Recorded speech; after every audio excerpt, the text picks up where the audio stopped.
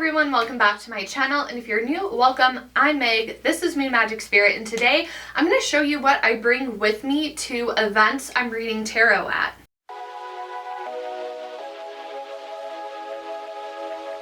I'm so excited. Tomorrow I am reading tarot at a bridal shower. It has just been so exciting to see tarot more sought after for events like bridal showers and bachelorette parties. I'm so excited to dive more into this field. I thought it would be really fun to show you what I like to bring with me to events, and if you read tarot or read birth charts or anything in a similar capacity at events, what you like to bring with you to have at events, so we can all just kind of chat and get to know what our preferences are together. I will say, when I'm doing these specialized events, one thing that I do require is a small table and 2 chairs to be there and to be set up for me, especially if you're doing something like a bridal shower. Then they can have that table and area decorated and matching the rest of the theme, the rest of the room. And specifically for this bridal shower event, I wanted to carve out extra time for the bride to give her a more in-depth tarot reading. And one thing with me is I love custom tarot spreads. I love coming up with custom tarot spreads. It's something I really enjoy to do. So for this event, I did a longer spread for the bride, and then I created a tarot menu that we will get into. But the theme for the party is date night. So I went with that for her tarot spread. I asked, like, is there anything specifically you want covered? And the main thing she wanted to know is what adventures she should be focusing on, like what kind of date nights her and her spouse should be doing. So just for example, the spread I came up with was a 5-card spread. And the first prompt is a shared spark. So this is talking about what's going to bring you closer together, like what's the energy in your bond right now. The second card is going to be adventure together. So that's a new experience or activity to explore as a couple. 3 is rooted love. What will nourish your marriage within the first year?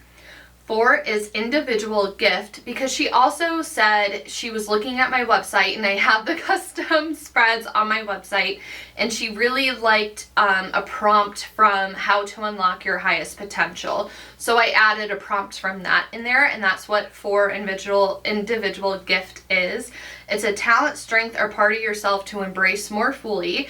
And then lastly, for 5, we have in harmony. So this is how to weave your gifts into the relationship so the both of you can thrive together. So that's kind of what I did for the bride, to have a longer time with her. And then for this bridal shower, I wanted to figure out a way to make tarot seem very approachable. So the guests are utilizing my services. That's what I'm there for. So I designed a tarot menu, because this is at a tea shop. So I thought it'd be really cute to like have a tarot menu available, and to try to make tarot an approachable way for all the guests, so they're first of all aware of it, and so they can kind of know what to expect if they've never had a reading before. So I have 4 different options on this tarot menu, and then I also have a blank spot for notes, and I have a couple pens I'm bringing with me, so if they wanted to jot notes down during their reading, they're able to.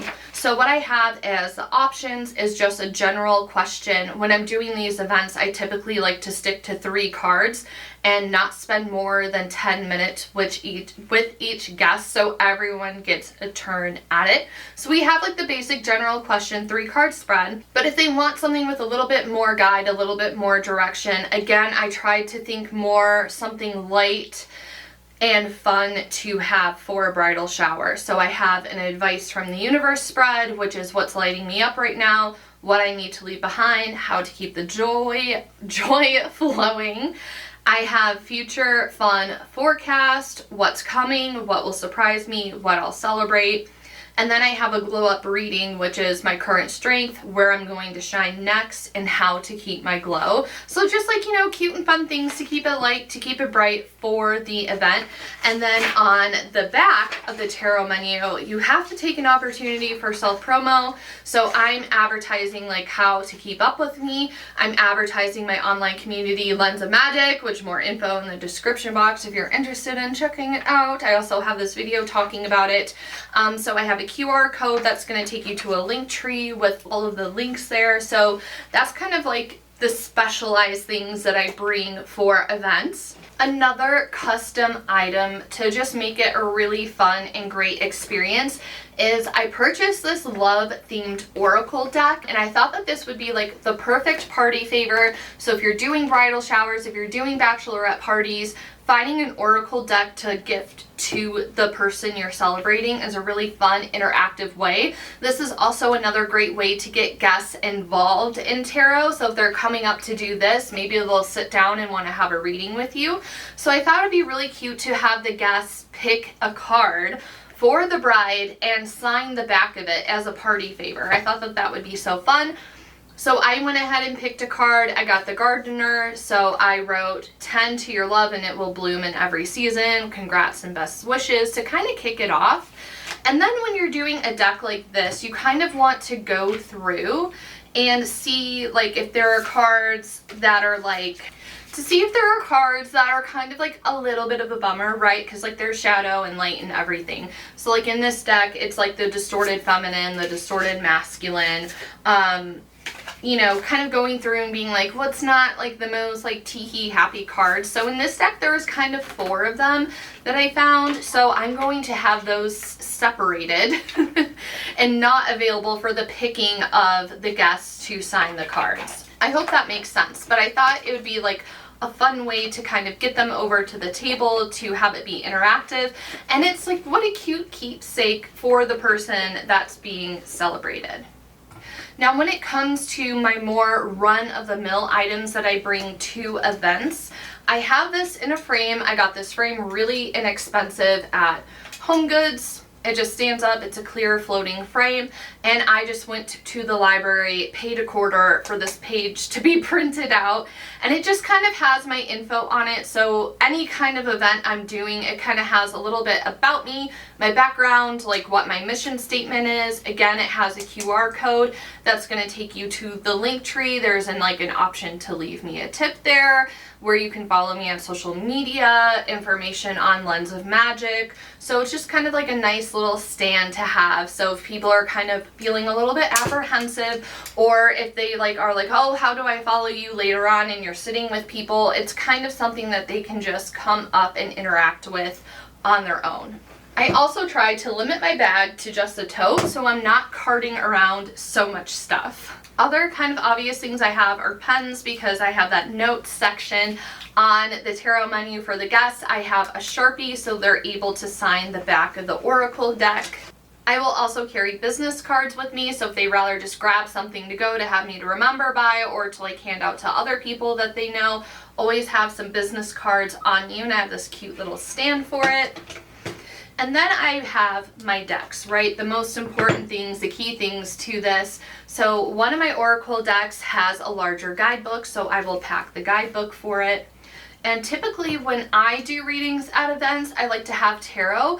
And I personally, even in my one-on-one like individual readings that I just sell on my website, I will always conclude a reading with oracle cards. It's what I enjoy to do. So I'm going to have something similar for these events. And typically I like to bring 2 decks. And what I'll do with this to make it a little bit more interactive, because we're all like, we all have like our own boundaries when it comes to reading. Some people don't care if clients touch cards. Other people don't want clients ever touching cards. So it kind of depends for me, the energy and like what I'm feeling like of the event and of that specific person. Like, and it's nothing against them. If I don't want them touching cards, sometimes it's like I just don't want to deal with that energy transfer. So it's really depends for me. But what I like to do is bring 2 different oracle decks. And typically at the end, if I'm feeling like I want people to touch my cards, I'll say, which deck are you drawn to based on the back of the cards, and then I'll lay the cards out and be like, pick a card. Or I'll just say, which deck are you drawn to, and then I'll select an oracle deck. So having options for them to choose from makes it a little bit more interactive, especially if you don't want them to be touching your tools. Being like, which one are you drawn to? Which one seems the most interesting to you? It's a fun way to get the person that you're reading for involved. And like I said, I'll shuffle it, I'll lay it out. Like if I'm having them pick it, I'll just lay it straight across and be like, pick your card. and see how the reading ties together. So I'll typically bring 2 sets of oracle cards with me, and then I have my tarot cards. When I'm doing an event where it's most likely going to be people that have never experienced a tarot reading before, I'll bring a beginner-friendly deck with me. It also depends on the event and the energy again, because you know, all of our tarot decks, like, you have some for specific readings, and even though it's fall and I could probably get away with bringing my Halloween tarot deck, it's a bridal shower, right? So like, I want to have something a little bit more traditional, and this just has information on it. So another thing I'll do at events is say, like, would you like to take a picture of your cards so you can reflect on this later? And this is a really great deck to have because it has the keywords on it. So if you have someone that you're reading for that's not familiar with tarot at all, they can take a photo of their spread and look at it months later and be like, I don't know what any of these cards mean, but they can kind of get a little bit of a refresher of what the reading was on with the keywords. That's kind of my thought process on it.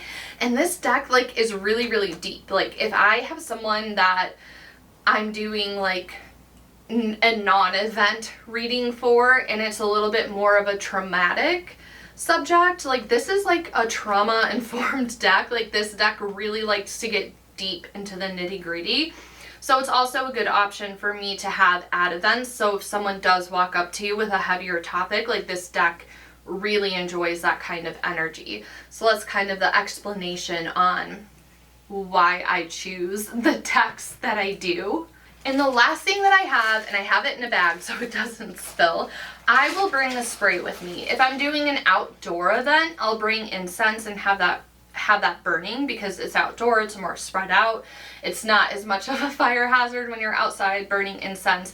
But if I'm inside an event space, especially a small space, I don't want guests to be irritated with smoke in a small room. It could be a fire hazard for the venue. So going with like a spray or just having selenite with you, but typically in between readings, I like to cleanse. Like, we like to cleanse the energy, and the easiest way to do that is by like just reshuffling the cards, disconnecting from the energy. But sometimes you need a little bit more, or sometimes you feel like you need a little bit of like a more involved action to take to cleanse the energy. So typically when I'm halfway through an event, I'll just kind of spray everything down with a spritz. And this is like a light and bright spray. This is the Super Lemon Room Spritz from Trader Joe, and it has lemon, myrtle, and spearmint oils in it. So you can just, you know, set the intention for the spray. You don't have to specifically craft your own. You sometimes I'll also use a protection oil like on my wrists before I leave, or I'll bring that to the event with me and like apply it in between. But this is something that shouldn't be super irritating or bothersome to the guests at the event. But I do like to have some kind of spray to just do like a more involved cleanse, or like a halfway through the event kind of thing. And I'll spray my cards down, not directly, but just lightly mist them down before I leave and when I come back home. So that's about everything that I bring with me. Make sure you bring water, make sure you bring snacks. It's never a guarantee that you will be fed at these events. I don't like to assume that they're going to feed me. So I will bring snacks with me. I will bring water to keep my energy up. And that's kind of everything for an event. Let me know what you like to bring to events, or if there's something I mentioned in this video that you haven't thought of before, let me know down in the comments. If you'd like to see more content from me, be sure to hit the subscribe button. Be sure to check out my links in the description so you can stay connected. As always, thank you so much for your time and energy, and I'll see you in the next one. Bye, everyone.